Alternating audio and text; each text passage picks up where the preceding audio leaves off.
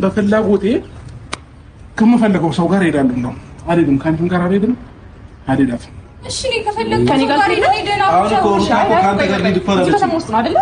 ስለዚህ ሀሳብ ከማን ጋር ነው? ከአንቺም ጋር አልሄድም። መሄድ ከምፈልገው ሰው ጋር ሄዳለሁ።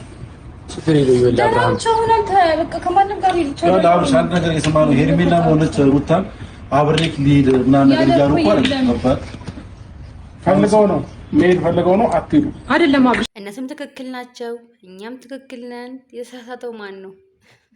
ስህተት የሰራው ስልካችን ነው። እስቲ ቀጣይ ቪዲዮ ደግሞ አይተን እንምጣና የራሳችንን ሀሳብ እንሰጣለን። ወደ ቪዲዮ ሄርሜላ በምን ሰዓቱ አብርሃም ቆይ ይቅርታ ይጠይቅሽ? አንቺን ይቅርታ እንዲጠይቅሽ እኛ እየፈለግን ነበር፣ ግን በምን ሰዓቱ ይቅርታ ይጠይቅሽ እንዴ? ጊዜ እኮ አልሰጠሽውም እኮ ትጋጋጫለሽ እንዴ? ዛሬ መተሽ ከሱ ጋር ሄድ ካልሄድክ ብለሽ ይሄዳ አይፈለገበት ሲጀመር እኮ የሚሄደው የኔ እናት ሌላ ሶስተኛ ሴት እንዳንቺ ምስኪኗን ምንም ሰው ወንድ ማታውቀዋን ገና አሪፏን ሴት እኮ እየፈለገ ነው ያለው አብርሃም። የትም አይሄድም፣ ከሀገርም አይወጣም፣ የትም አይሄድም።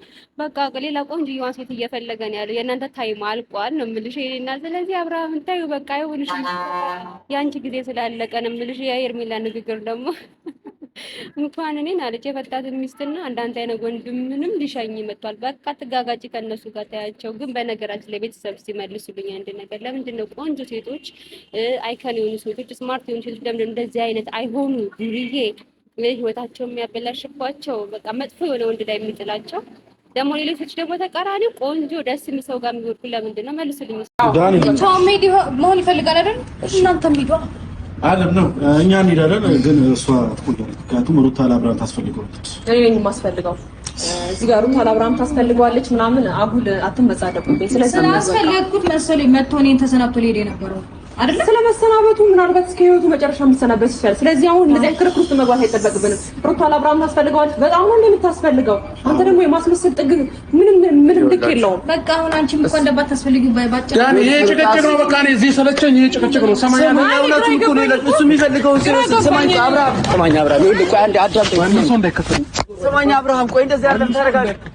ሄርሜላ አፍቃሪ ሰው ነች። ሄርሜላ ለአብርሽ ሕይወት ብዙ መስዋዕት ከፍላለች። ሄርሜላ ሀቋ አልወጣላትም፣ እውነቷ ተደብቆባታል የምትሉ ሰዎች እንዳለ የሄርሚ ደጋፊዎች ማለት ነው። አብርሃም ከዚህ ሰዓት ጀምሮ ይሄ መወጣጠሩን ልብ ማበጡን ምናምን ተወውና ቀለበት ያሰርክላት ፕሮግራም አድርገህ ነው አይደለ? አሁንም ፕሮግራም አድርገህ የይቅርታ ፕሮግራም አዘጋጅተህ እግሯ ስር ወድቀህ በጓደኞቿ መሀል ለኛ ኦዲየንስ ቪዲዮ ቀርጸህ ይቅርታ መጠየቅ አለብህ ግዴታ ማለት ነው። ትክክል አይደለም ያደረገው። ይሄ መወጣጠሩን በሁለት ሴቶች መፈለጉ ምናምን ነገር ተወውና የይቅርታ ፕሮግራም አዘጋጅተህ ሄርሜላ ስለሚገባት ይቅርታ አድርጊልኝ በድዬሻለሁ፣ ትክክል አይደለም ያደረኩት ነገር ብለህ ይቅርታ መጠየቅ አለብህ። ሄርሜላ መጎዳት የለባትም ባንተ ድጋሚ ማለት ነው። ይሄን ነገር አድርግላለሁ።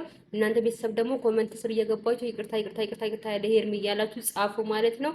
ቡዜና ዳይትም ደግሞ ለዚህ ነገር አስተዋጽኦ ስላደረገችላችሁ ለወንድማችሁ መዳም ምክንያት ስለሆነች በዚህ ነገር ተሳተፉላለሁ ማለት ነው። ባይ አንተ አብርሃም የምትባል ሰውዬ ግን ምን አይነት ከሃዲ ሰው ነህ? ምን አይነት መጥፎ ሰው ነህ? ግን በእውነት በዚህ ልክ ነገሩን ሁሉ አርሰት ታርገህ ምናምን ነገር ላይፍ ግን እዛ እየቀጠልክ ነበር። አንድ ሁለት ልብስ ይዘህ ለመውጣት በዚህ ልክ ነው መፍት የምሰጣቸው፣ በዚህ ልክ ነው የሚያዙ። ደግሞ 3 ቀን 2 ቀን ነው የምቆየው ምናምን እያልክ ትቀረጸረጠው። አመት እኮ የለም ነበር እዚህ ቤት፣ አመት እኮ ከሄርሜላ ጋር ነበር። ዛሬ ምን ተፈጠረ? እንደ አዲስ ፍቅረኛሞች ምናምን አትሂድ ምናምን ያላችሁ ክሊፕ ትሰራላችሁ እንዴ? እሱን ክሊፓችሁን እዛው ተውት። በዛ ላይ ደግሞ ሄርሜላን ልኳን ሲነግራት የወራዳ ወንድምክ ማለት ነው፣ የተንኮለኛ ወንድምክ፣ ላንተ የማይሆነው ወንድምክ ማለት ነው፣ ብዙ ነገር ያደረገ ወንድምክ፣ ለመውደቅ ምክንያት የሆነ ወንድምክ ዛሬ መጥቶ ሄርሜላ ላይ ሲነግስባት ሄርሜላ ሲናገራት ዝም ነው የምትለው? ዝም ነው የምትለው? በቃ ለሄርሜላ ይሄ ነው መልሷ። ለአንድ ላደረገችልን ነገር ሁሉ ይሄ ነው መልሷ። ሄርሜላ በጣም ባለጌ ሰው ነህ በእውነት። አንተ አነገሱ እንጂ ሴቶች እኮ ማለት ነው። አንተ እኮ በጣም ምንም ነክ እኮ በቃ ወይ አታምር ወይ አታፍር። በኢየሱስ ክርስቶስ ማራይ ሰው የተናገሩት ኮሜንት ላይ እንዴ አብርሃም ነው በዚህ መልክ የመጣው። ይሄ ነገር ሀፕን ነው ካለፈ በኋላ አብርሃም የመጣበት መንገድ፣ አለባበሱ፣ ጸጉሩ፣ ኮፍያው ምናምን የሚያወራበት ነገር ምንዝሩ የኔ ወንድም ከሰው ጋር ሲወራ በነገራችን ላይ መጽር ተደርጎ አይወራም። እሱ እንዳለ ሆኖ ሄርምዬ የኔ እናት ከቡዛየውም ሆነ ከዳዊት ምንም ነገር አትጠብቂ። ምንም ቢሆን እህቶቹ ናቸው። ምን እንደተባባሉ አናውቅም። እህት ወንድሞቹ ናቸው። ምን እየሸረቡብሽ እንደሆነ አናውቅም። ለማንኛውም ማንንም አትመኝ፣ ማንም ከጎን ብለሽ አታስቢ። ስመጭን ብቻሽን ነው የመጣሽው። አሁንም ደግሞ ብቻሽን ከነዚህ ሰዎች ውስጥ ህይወት ውስጥ ውጪ። የሆነ ቀመር እያሰቡልሽ ነው። ስለዚህ በቃ አልቋል። አንቺና የአብርሃም ጉዳይ የኔ ነህ። አንቺ ጥሩ አፍቃሪ ነሽ። አንቺ መልካም ሰው ነሽ። ሄርሜላ የአንቺ የራስሽን የሆነ መልካም ሰው ታገኛለሽ። ማንም እንዲቆምልሽ፣ ማንም እንዲያገዝሽ አትፈልጊ። እግዚአብሔር ካንቺ ጋር ስላለ ማለት ነው። ሄርሜላ አይዞሽ የኔ እናት ባይ